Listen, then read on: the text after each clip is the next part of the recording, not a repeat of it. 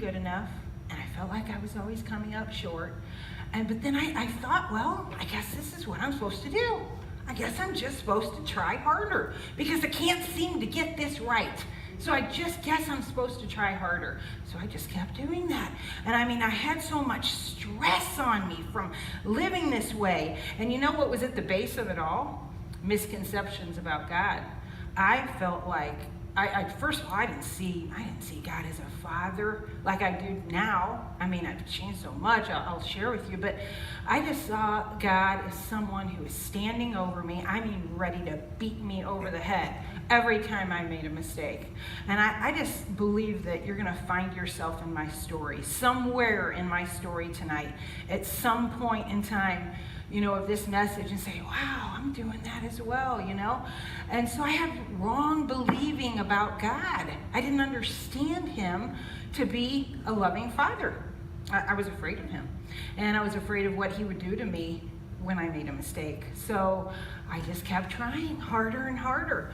And as I said, I didn't know that my worth and value was in him at the time. So what I would do, every morning I would get up and I would get on my treadmill of accomplishment because I wanted to be good. I wanted to be worth something. I wanted to prove to people that I could get it all together. I always felt like I got to get it together. Come on, Sandra, you got to get it together, Today I'm going to show them.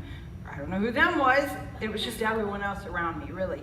But I'm going to show them that I've got it together. I can do this. I can do this Christian life.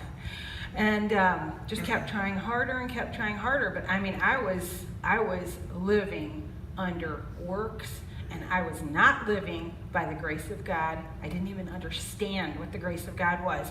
I was living by my own self-efforts. And you know what? Living a Christian life will never, ever work like that. God won't even let it work. He cannot let it work if we're living our Christian life under the law because the law was, the whole purpose of the law, which I didn't understand at the time, was, I thought the law, I've got to try to do this. I've got to try to do the 10 Commandments, I've got to try to be good enough to do that correctly, But really the purpose of the law was actually to drive us to the end of ourselves. The law is holy, just, and good. Now, there's nothing wrong with the law. I'm not saying that. But because we cannot come up to the standard of perfectly living by the law all the time, then it doesn't work. It's always pointing us to, pointing out our failures, and here's where you missed it, and here's where you missed it, and here's where you missed it.